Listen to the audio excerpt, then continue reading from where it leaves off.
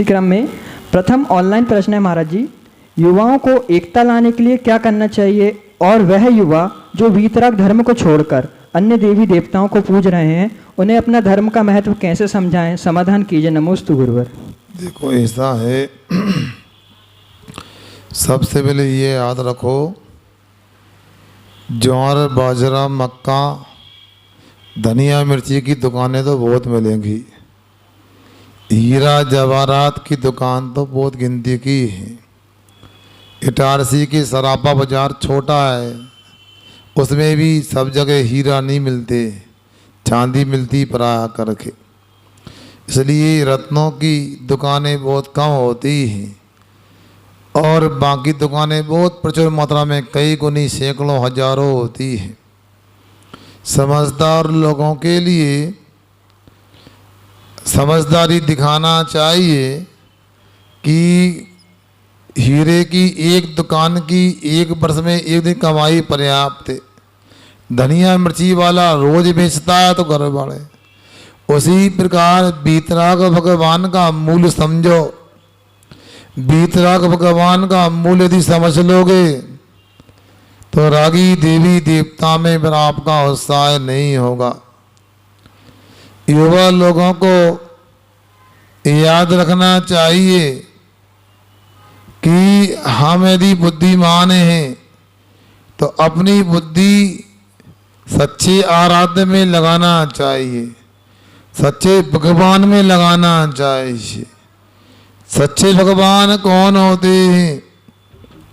जिनके पास में ज्ञान होता है। ज्ञान तो सबके पास में, मगर पूर्ण ज्ञान जिनके पास होता है, जिनको सर्वज्ञ कहते हैं, ऐसे भगवान, ऐसी उनकी वाणी और उनके रास्ते पर चलने वाले ऐसे गुरु, इनके चरणों में आकर के अपना समय का सदुपयोग करना चाहिए। बाद में अन्यथा पछताना पड़ेगा। आपको बताए मारीची भी साधु था और पारसनाथ भी साधु थे। अंत में आकर के मारीची को पारसनाथ के चरणों में ही आना पड़ा। इसलिए कभी अपने को ये नहीं समझना चाहिए कि वो अच्छा है, क्योंकि याद रखो जो भगवान की प्रशांत मुद्रा है, वीतराग मुद्रा है, उसी मुद्रा में रह करके अपने को सुख मिलने वाला है। मैं आप लोगों से पूछता हूँ, आप ये बताओ, चिल्लाने में, गुस्सा करने में, झगड़ा करने में आनंद लगता है या शांत होने में आनंद आता है? स्वयं अनुभव करो। जितने शांत होंगे, जितने प्रशांत होंगे, उतना सुख, उतनी निराकुलता अपने को लगेगी। और यदि मान लो हम लोग अशांत होंगे तो कभी भी अपने लिए आनंद की प्राप्ति नहीं होगी।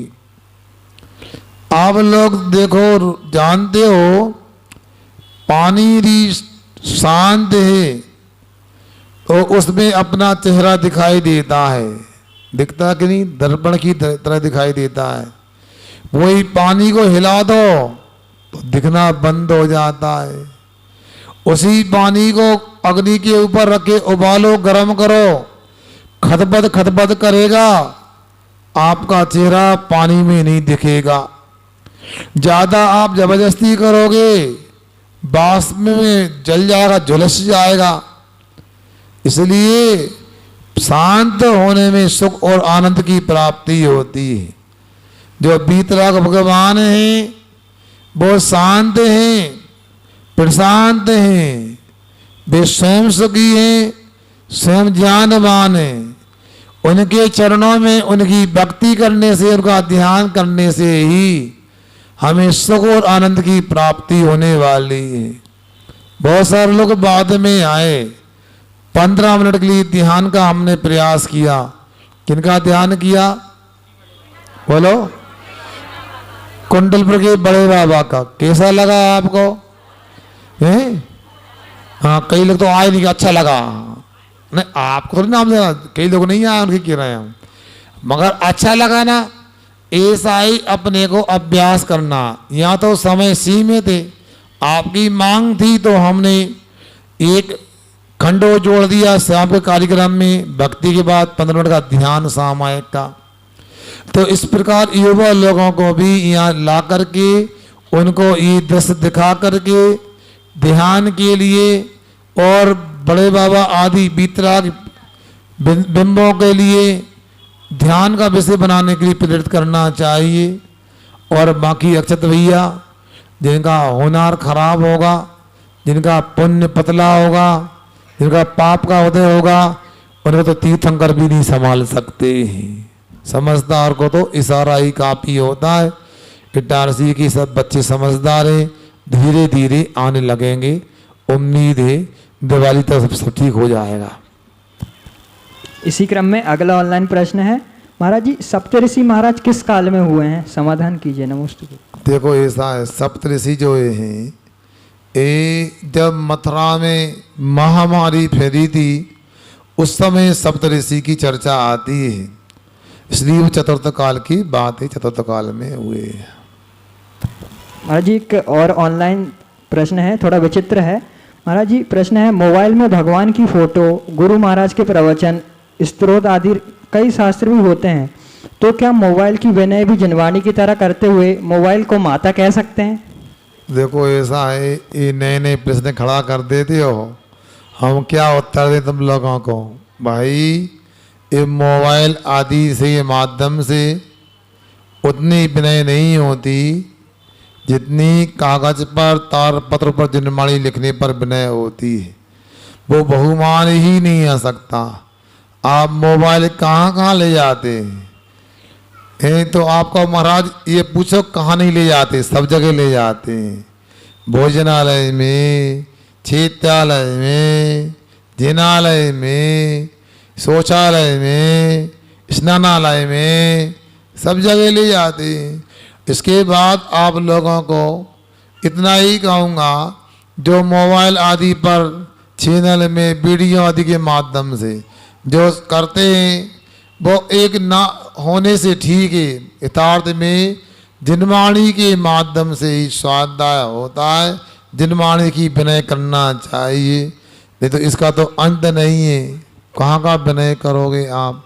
इसलिए मोबाइल में ऐसा नहीं। दूसरी बात, सब मोबाइल में नहीं होता, वो तो नेट के माध्यम से निकाला जाता है। तो मोबाइल तो माध्यम है, सामान जनवाणी कहाँ है, वो तो जहाँ नेट वगैरह है, गूगल वगैरह पर सर्च करके निकाला जाता। इसमें कौन जनवाणी है, ये तो एक यंत्र है गूगल का विषय, और इसमें हम प्राप्त कर लेते हैं। इसलिए मोबाइल को जनवाणी की तरह विनय कर ही नहीं सकते हैं। अच्छा बताओ कि ये रोटी खाते खाते जनवाणी पढ़ सकते हैं, दे सकते हो, एक हाथ में जनवाणी है, कर सकते हैं? नहीं कर सकते ना। मोबाइल में क्या होता है, ऐसे ऐसे करके करते हैं, नहीं करते, बताओ। तो विनय कैसे पलेगी, जिसमें विनय नहीं पलेगी वो उसको जनवाणी कैसे मानेंगे। ध्यान रखो। आगे प्रथम प्रत्यक्ष जिज्ञासा के लिए मैं आमंत्रित करता हूँ श्रीमती मनीषा जी जैन, इसके बाद तैयार हैं शशि जैन इटारसी।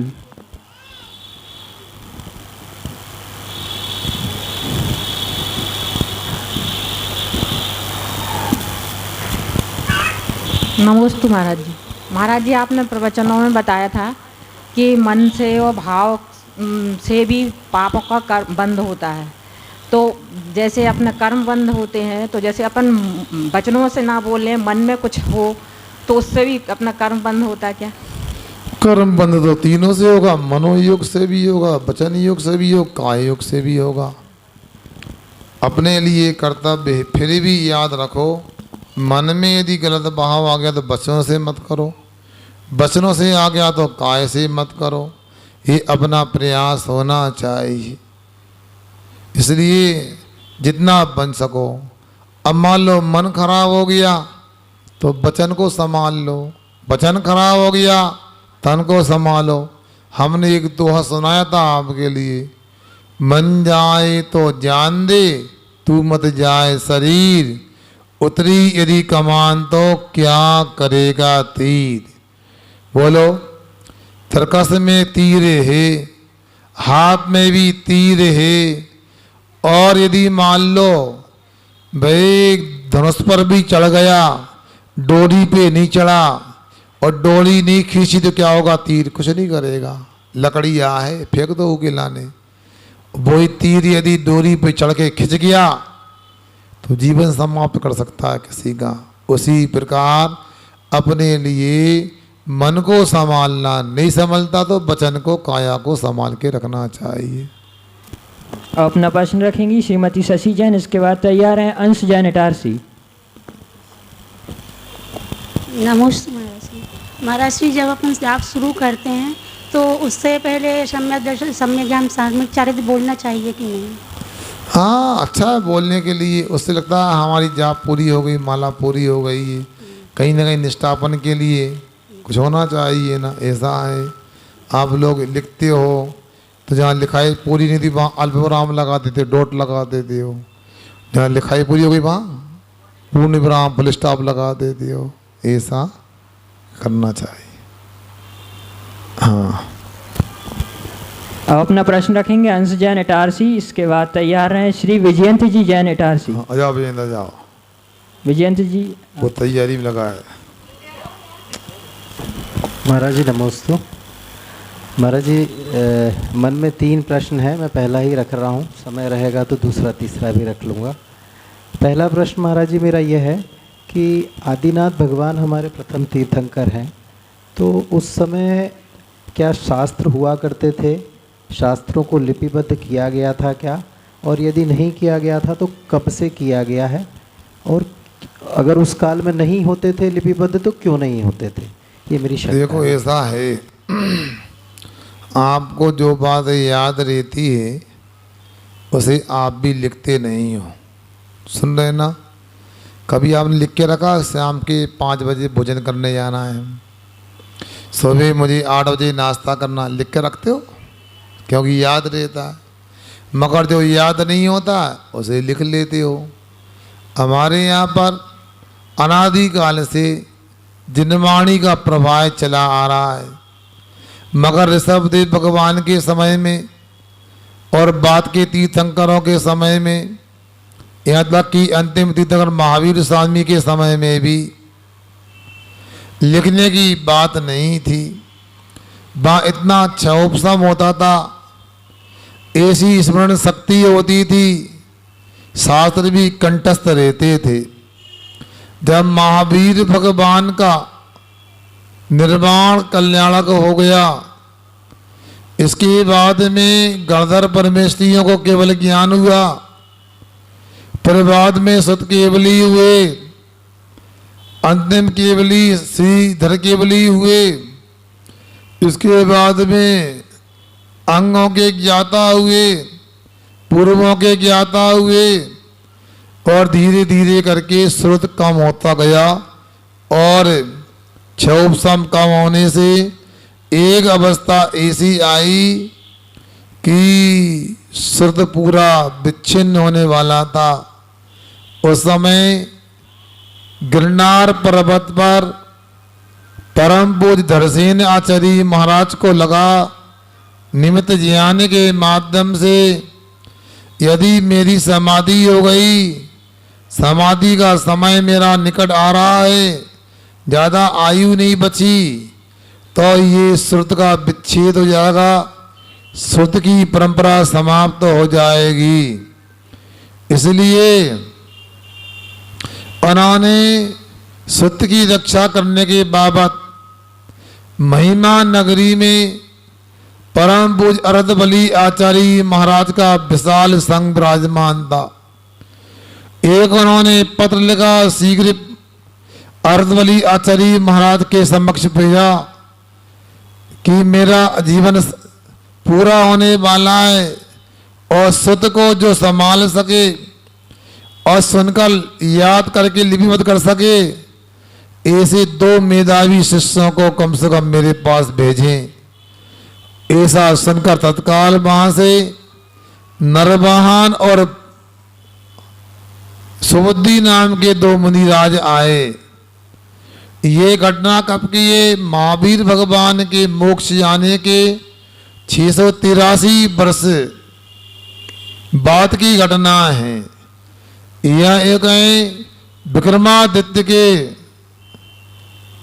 आगे पीछे भी कह सकते हैं। ये विक्रमादित्य के आसपास का समय, जो उस समय की ये घटना है, विक्रम की पहली शताब्दी ही होना चाहिए मेरे हिसाब से। उस समय उन दोनों शिष्यों को परीक्षा लेने के उपरांत आचार्य धरसेन स्वामी ने कुछ ही दिनों में संपूर्ण सठखंडा का ग्रंथ का ध्यान दे दिया और उन्होंने फिर अपने ज्ञान को ताड़पत्र पर लिपिबद्ध करके बड़े भक्ति भाव से महापूजन की व्यवस्था बनाई, कार्यक्रम रखा। तब से शास्त्रों का लेखन हो रहा है। एक धारा और है, वो आचार्य गुरुधर स्वामी की धारा है, जिन्होंने 288 गाथाओं में कसाय पौड़ नाम के ग्रंथ की रचना की, जिस पर 6000 श्लोक प्रमाण यतीश्वराचार्य ने चूर्णी सूत्र की रचना की। और ऐसे कसाय पौड़ सठखंडागम दोनों ग्रंथों की अनेक लोगों ने, आचार्यों ने टीका लिखी। उनमें आचार्य वीरसेन स्वामी की सठखंडागम पर धबला टीका, महाधबला टीका और कसाय पौड़ जय धबला नाम की टीका आज भी उपलब्ध हैं। उनको पढ़ करके आज भी सिद्धांत की गूढ़ गूढ़ बातों को, बड़ी बड़ी बातों को विद्वान लोग समझ के अपने को कृतार्थ समझते हैं। हाँ महाराज जी, मेरा दूसरा प्रश्न यह था कि आजकल जैसे औसत आयु जो है भारत में 68 ईयर 68 वर्ष है और दूसरे देशों में 80-84 ऐसी है। तो हमारे अंतिम तीर्थंकर महावीर स्वामी के बारे में कहीं मैंने ये सुना है, पढ़ा तो नहीं है, कि उनकी आयु शायद 72 वर्ष थी, 72। तो आज का जो मनुष्य है उसका आयु बंद 68 वर्ष होना ठीक है, क्योंकि वो बहुत सारे पाप पुण्य में लगा हुआ है। उस समय तीर्थंकरों की आयु तो बहुत हजारों वर्ष हुआ करती थी, तो महावीर भगवान की सिर्फ 72 वर्ष क्यों थी?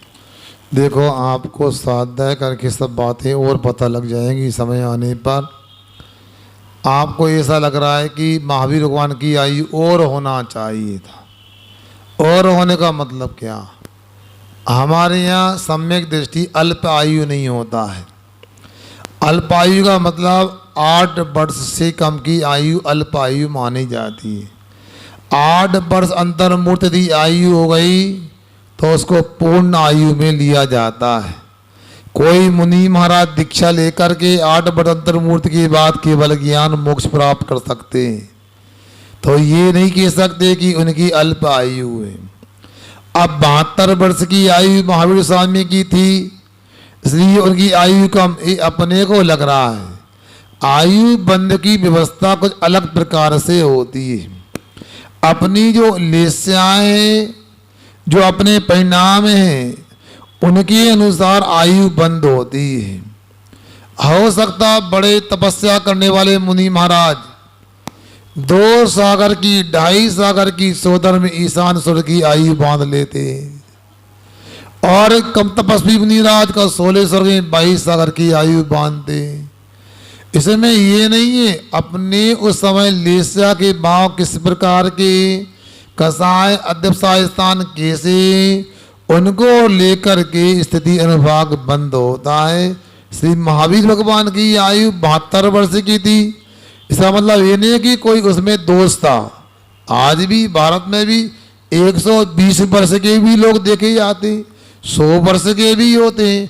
68 वर्ष की तो औसत आयु है, मगर यहाँ पर 8 वर्ष अंतर्मूर्त आयु पूर्ण आयु मानी जाती है। श्री महावीर भगवान की 72 वर्ष की आयु अपने आप में ठीक थी, निषेध नहीं कर सकते। ठीक, एक और पूछ लो। एक बार अंतिम प्रश्न है। महाराज जी, श्रवणबेलगोल गया था मैं 2-3 साल पहले, तो वहाँ पर मैंने देखा कि भगवान के मंदिर हैं, जिनालय हैं। इसके अलावा बहुत सारे यक्ष यक्षणियों के मंदिर बने हुए हैं। पद्मावती माता का, धरणेन्द्र का, और भी बहुत सारी माताओं के मंदिर बने हुए हैं। लेकिन हमारे इस साइड इस तरीके का कोई प्रचलन नहीं है। तो क्या उनका पूजन या जो भी विधि है वो करना ही चाहिए या नहीं करनी चाहिए? निषेध है या कर सकते हैं? तुम कभी बफर वगैरह में गए भोजन करवे? बोलो ना। है जी, गया हूँ। गए ना।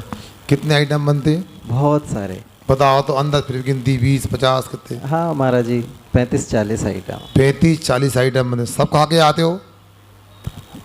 बोलो। नहीं महाराज जी। अरे जो पसंद है वो ले लो, दिमाग क्यों खराब कर रहा है? अरे मीठा पसंद है तो वो मीठा ले लो, 1 ले लो, 2 ले लो, नमकीन ले लो, पूड़ी सब्जी ले लो। अब ये खाएं कि ये खाएं कि ये, जो अच्छा है स्वास्थ्यवर्धक है उसको लेना, बाकी छोड़ देना। उसी प्रकार दुनिया के देवी देवता के मंदिरों में चक्कर न पड़ो। मैं 3 भुवन में सार, वीतराग विज्ञानता, शिव स्वरूप शिवकार, नमो त्रियोग समार्गा। बस वीतराग विज्ञानता को देखो, सबको छोड़ो। हाँ, अब अपना प्रश्न रखेंगी श्रीमती उषा जी बजाज। अंतिम प्रश्न। बार वाले भी पूछ सकते हैं, कोई पूछना हो तो। आ जाओ आ जाओ, आप तो स्थायी हमारे मेंबर है ना सभा के। नमोस्तु महाराज जी। महाराज जी, परसों आपने दशहरा शब्द का मतलब उपयोग किया था।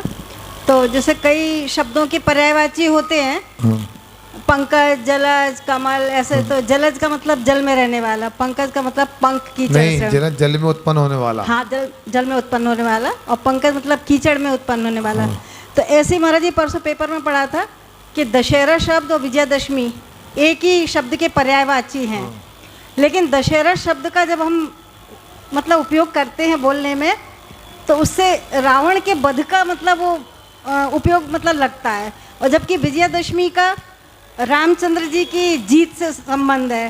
तो क्या ये पर्यायवाची दोनों मतलब अलग अलग है? देखो ऐसा है, ऐसा आपको लगता है ठीक है, शब्द सामान्य से एक ही अर्थ में भी प्रयोग होते हैं और कभी कभी अलग अलग व्युत्पत्ति अर्थ भी सिद्ध होते हैं।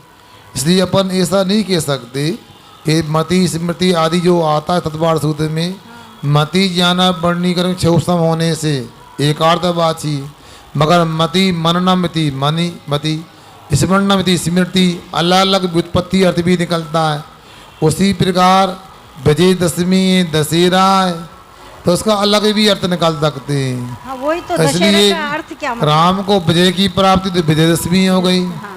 और दशहरा का मतलब सुनो, 10 को हरा, जब वो हार रावण पहनता था तो उस हार में 10 मुख दिखाई देते थे। हाँ। तो 10 आनन हो गया। हाँ। 10 आनन है जिसके, क्या? हाँ, आनन मतलब चेहरा मुख होता है। 10 आनन है ऐसी 10, तो 10 आनन वाले व्यक्ति को जिसने हरा है वो दशहरा हो गया। ये सारी अर्थ निकाल सकते हैं, पढ़ने तो कहीं नहीं मिला, मैं अपने तरीके से बता रहा हूँ। महाराज जी एक प्रश्न और है, आपने अनर्थ दंड का मतलब समझाया था, तो उसमें बगैर प्रयोजन के कोई काम नहीं करना चाहिए। महाराज जी यहाँ से जैसे ही गई घर पे, तो एक तकिया का कवर मैंने उतारा, उसमें नाड़े में कम से कम 30 गठान लगी थी। हाँ। किसी बच्चे ने लगाई होंगी या किसी बड़े ने, था वो अनर्थ दंडी, लेकिन उस गठान को खोलना हमें पड़ा, तो वो भी अनर्थ दंड में आएगा क्या? नहीं, खोलना नहीं है, उसका धागे का उपयोग करना नाड़े का असली है। लगाना तो अनर्थ मान सकते हैं मगर ऐसा नहीं है। ठीक, दिनवाणी के ज्ञान से सूझे